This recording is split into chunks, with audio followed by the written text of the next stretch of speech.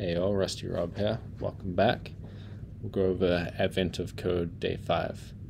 And it was a cool problem today, and I was battling with the borrow checker and Rust a little bit on the second problem, trying to find different ways of solving it. So I might go through that, trying to use drain, split off, and take, as well as just the straightforward solution.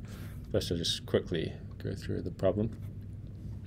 So you're given a stack of crates, and there's a machine that lifts a certain number of crates from one stack to another. So here you can see D is moved across on top of this N down here, and then this entire stack D and Z is moved on top of the P.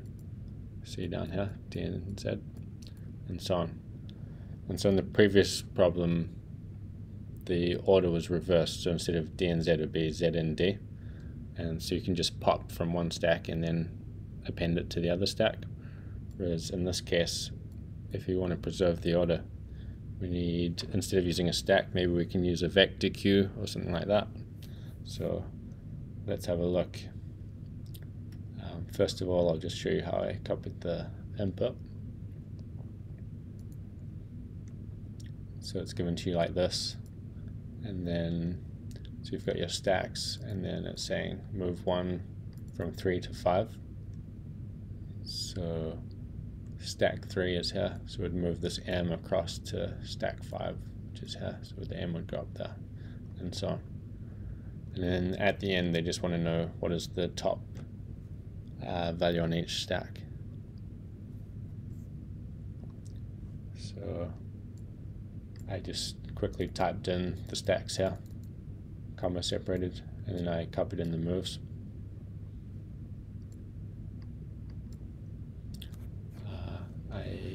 So I split the stacks, and then I just built up the stacks, and then I go through each move, and I just split the words, the space separated.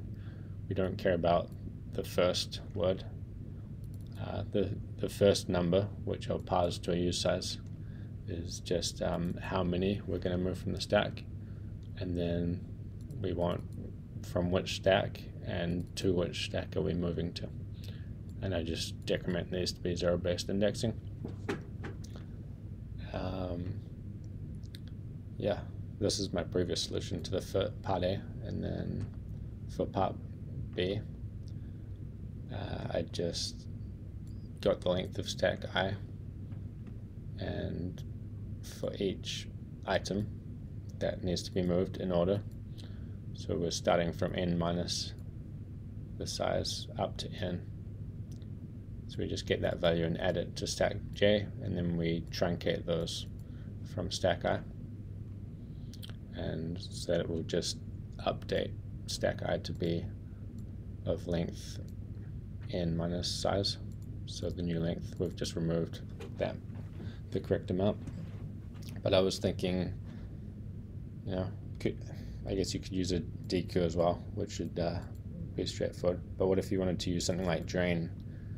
So drain iterates over a range and removes them, and then gives you an iterator of what it removed. But here we've got an error saying we cannot borrow stacks as mutable more than once at a time, and that's because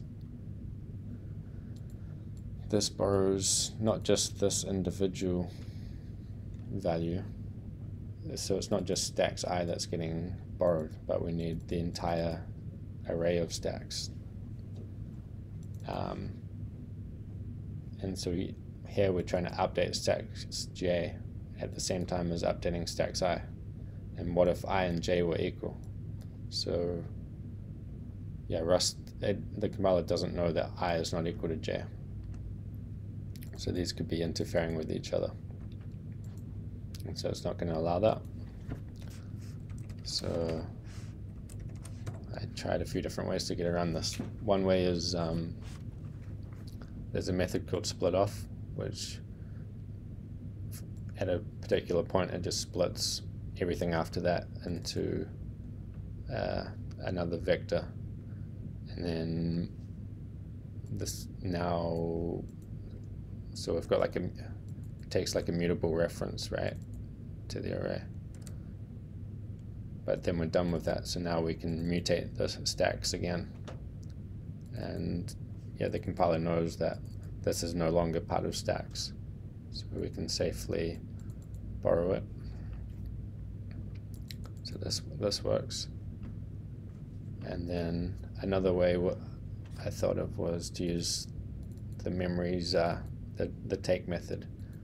What this does is, for an item of type T that implements the default trait. So in our case, the default vector will just be the empty vector.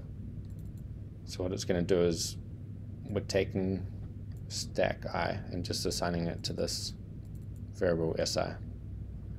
And what's going to be left in its place is just an empty vector. And so now we're free to kind of drain this, and the compiler won't worry about us mutating stacks at this same time as we're mutating it over here. So now we can extend stacks j. We can drain that stack I, and as we're draining it, this extends method takes an iterator. So we can iterate over what we're draining and add it to stacks j in order. And then we have to remember to put stack I back. So I just use the swap method. And yeah, put stack I back. And yeah, so I thought that was kind of interesting. So Rust, it encourages you to keep it simple. I prefer this method, or maybe using a vector queue, but you can do some pretty cool things, and you can get some kind of fine-grained control but still be memory safe. So yeah, hope you all enjoyed that problem, and see you next time.